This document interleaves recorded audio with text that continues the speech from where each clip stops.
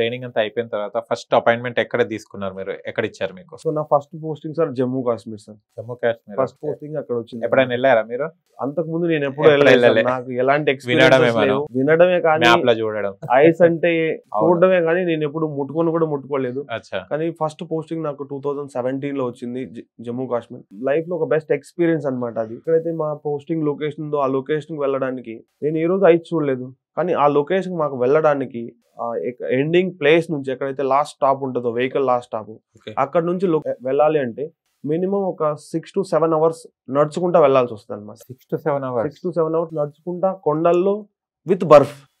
Minimum అక్కడ బర్ఫ్ 15 to 20 feet బర్ఫ్ పడి ఉంటది. అందులో హార్డ్ బర్ఫ్ ఉంటది, సాఫ్ట్ బర్ఫ్ ఉంటది. సో ఆ ఐస్ లో, సాఫ్ట్ ఐస్ లో మినిమం ఈ హైట్ వరకు ఒక 5 feet 4 feet హైట్ వరకు మనం మునిగిపోతాం. అలాంటి దాంట్లో నడుచుకుంటా వెళ్ళాం అనమాట 6 to 7 hours first posting.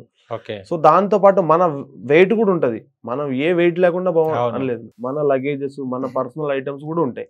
Minimum 30 kg wait ఉంటది. ఐస్ ఏరియాలో ఆక్సిజన్ తక్కువ ఉంటది. సో అలాంటి లొకేషన్స్ లో హ్యాపీగానే వెళ్ళాం. ఎక్కడ కానీ డిమోటివేటెడ్, డిసప్పాయింట్నెస్ ఇలాంటి ఏం లేదు. ఆర్మీలో పనిచేసే ప్రతి సైనికుడు కష్టాన్ని ఇష్టంగా చేస్తాడని, ఇష్టంగానే ప్రతి చోట సర్వైవ్ అవుతాడు, ఇష్టంగానే ప్రతి చోట కంటిన్యూ అవుతాడు. లోపల ఎన్నైనా ఉన్నాయి కానీ నా నేషన్ కోసం నేను సర్వీస్ చేస్తాను అని ఆ ఫీలింగ్ లోపల ఉన్న అన్ని బాధల కన్నా ఎక్కువ గొప్పదన్నమాట. సో అలానే నా ఫస్ట్ పోస్టింగ్ జేఎన్కి వచ్చినప్పుడు నేను అలానే 6 to 7 hours జర్నీ చేసి ఫైనల్ గా నా డెస్టినీ నేను రీచ్ అయినప్పుడు చాలా చాలా ఆనందం వచ్చింది అనమాట. సో పాకిస్తాన్ ని నేను అన్ని మ్యాప్స్ లో చూడడం, అన్ని చూడడమే కానీ ఒక డైరెక్ట్ గా పాకిస్తాన్ ని నేను చూడగలిగాను అన్న సంతృప్తి నాలో ఎక్కువ ఉండింది అనమాట. సో అలా నా ఫస్ట్ పోస్టింగ్ జేఎన్కి వచ్చిందండి. సో నెక్స్ట్ సెకండ్ పోస్టింగ్ నేను Meghalaya, Shillong. So third posting Arunachal, fourth Assam వచ్చాను.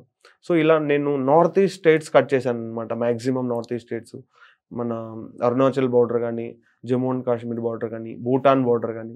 సో ఇక్కడ నేను సర్వీస్ చేశానండి ఈ 9 years టైం డ్యూరేషన్.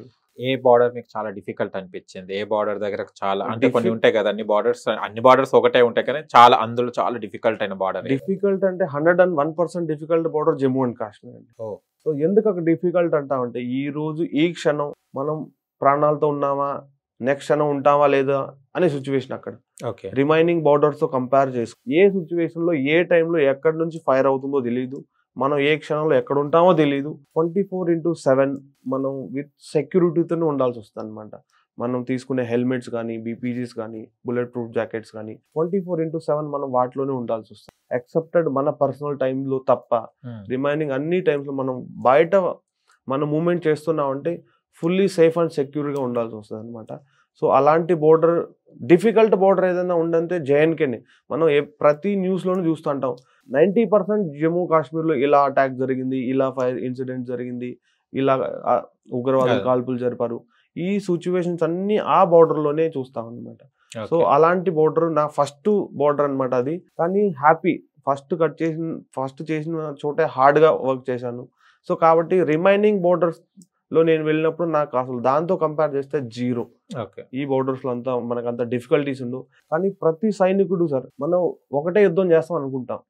మనకు సివిల్ ఆర్గనైజేషన్ లో అందరికి తెలిసింది ఏంటంటే శత్రువుతో మాత్రమే సైనికుడు యుద్ధం చేస్తాడు అనుకుంటారు. కానీ ప్రతి సైనికుడు 2 యుద్ధాలు చేస్తాడు.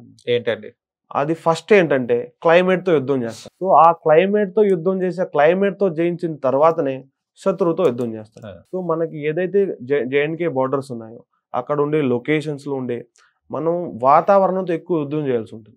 వాతావరణంతో మనం గెలిచినప్పుడు మాత్రమే శత్రువుతో మనం గెలవగలం. అలా ప్రతి బార్డర్లోనూ ఆ లొకేషన్ తగినట్టు డిఫికల్టీస్ ఫేస్ చేస్తూ ఉంటాడు. కొన్ని చోట్ల ట్రాక్స్ ఉండవు, నడుచుకునే వెళ్లాల్సి వస్తుంది, మన రేషన్ మనమే తీసుకెళ్లాల్సి వస్తుంది.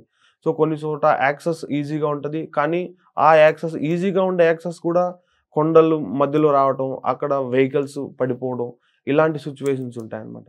సో ప్రతి సోల్జరు క్లైమేట్తో యుద్ధం చేసుకుంటా తాను కాపాడుకుంటా తన దేశం కోసం అనుక్షణం ప్రతి క్షణం తపన పడుతూ తను సర్వీస్ చేస్తూ ఉంటాడు సార్. నాకు అన్నిట్లో డిఫికల్ట్ బార్డర్ ఏదన్నా అనిపించిందంటే అది జేఎన్కే బార్డరే.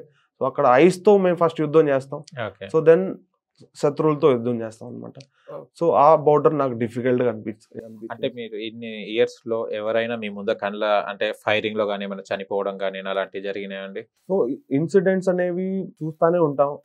పర్టికులర్ గా కొన్ని ఇన్సిడెంట్స్ జరుగుతాయి అనమాట. కళ్ళ ముందరే ఒక బ్లాస్టింగ్ జరగడం, సో వాళ్ళకి సమ్ లెగ్ అనేది ప్రాబ్లం రావటం, వాళ్ళని తీసుకెళ్ళటం. సో అలాంటి సిచ్యువేషన్ కళ్ళ ముందు ఫేస్ అయినప్పుడు అనిపిస్తుంది, బాధే అనిపిస్తుంది. కానీ మన బాధని కూడా కప్పిపెట్టేంత ప్రేమ ఉంటుంది నేషన్ మీద. సో అది కవర్ చేస్తుంది అనమాట. సో ఓకే, కానీ ప్రౌడ్ గా ఫీల్ అవుతుంది. ఎవరికైతే ఇన్సిడెంట్ జరిగిందో ఆ వ్యక్తి కూడా ప్రౌడ్ గా ఫీల్ అవుతాడు. నేను నా నేషన్ కోసమే చేశాను, ఇట్స్ ఓకే, పోతే పోయింది. సో అలాంటి సిచ్యువేషన్ లో ఉంటాడు అనమాట సోల్జర్. ఆఖరి క్షణం ప్రాణం పోయే టైంలో కూడా నేషనే గుర్తొస్తుంది, కానీ ఫ్యామిలీ మాత్రం 99% ఏ సోల్జర్ కి గుర్తురాదు.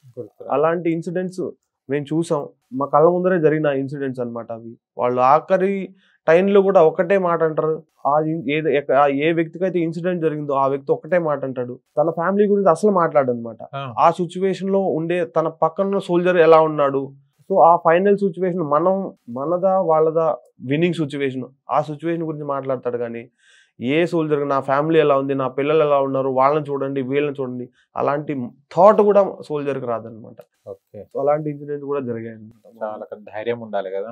100% ధైర్యంగా ఉంటేనే సోల్జర్ అంటారు. ధైర్యం లేదంటే సోల్జర్ ఎందుకంటారు? సో కాబట్టి సోల్జర్ కి ఈ క్వాలిటీస్ అనేవి ట్రైనింగ్ నుంచే బిల్డప్ చేస్తారనమాట.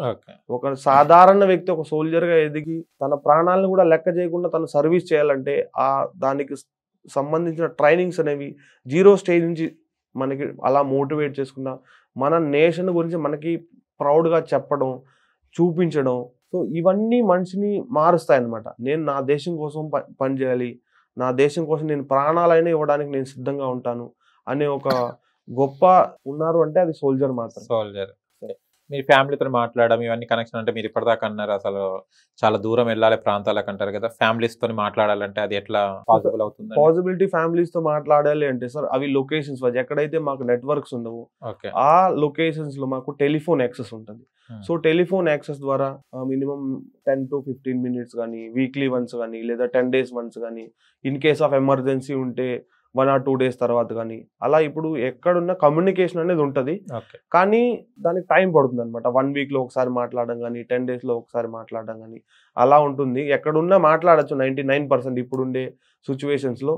కానీ మాట్లాడాలంటే మనకు కొద్ది టైం పడుతుంది అనమాట. అది డిపెండ్ అపాన్ మన ప్రాబ్లమ్ని ఫేస్ చేసుకొని మనం 1 or 2 days లో మాట్లాడాలంటే వచ్చి మనం పర్మిషన్ తీసుకొని రిక్వెస్ట్ చేసి మనం మాట్లాడచ్చు. సో 10 days వన్స్ అయితే 99% ఎక్కడ ఏ లొకేషన్స్ లో ఉన్న మన ఫ్యామిలీస్ మనకి కమ్యూనికేషన్ ఉంటుంది.